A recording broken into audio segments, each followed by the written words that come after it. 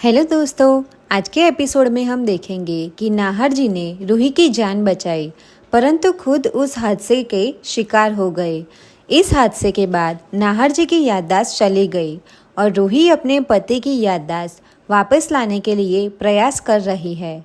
रूही खुद को एक कठिन स्थिति में पाती है, जहां उसे अग्नि, जो नाहर जी के बच्चे की मां बनने वाली है, के कारण चुप रहना पड़ता है। अग्नि के गर्भ में उसका और नाहर जी का बच्चा होने के कारण रूही को हर परिस्थिति में अपने पति की सुरक्षा और भलाई का ध्यान रखना पड़ता है।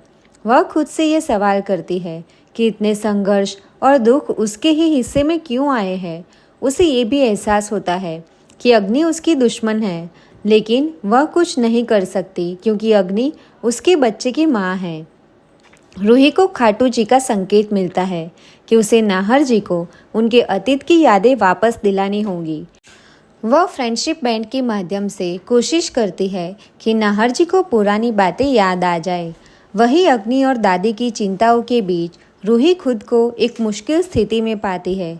उसे लगता है कि खाटू जी उसे उस लैंडमाइन वाली जगह पर वापस ले जाने का संकेत दे रहे हैं, जहां नाहर जी ने उसके लिए अब जान की बाजी लगाई थी।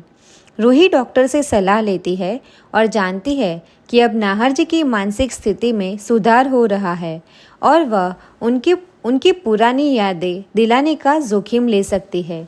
इस बीच अग्नि और दादी रूही के प्रयासों को समझ नहीं पाते और उसे रोकने की कोशिश करते हैं, लेकिन रूही अपने पति की याददाश्त वापस लाने के लिए दृढ़ संकल्पित रहती है, चाहे इसके लिए उसे किसी भी हद तक क्यों जाना ना पड़े। नाहर जी की याददाश्त खोने से जहां एक और रूही संघर्ष कर रही है, वहीं दूसरी ओर अग्नि और दादी की अपनी चिंताएं हैं।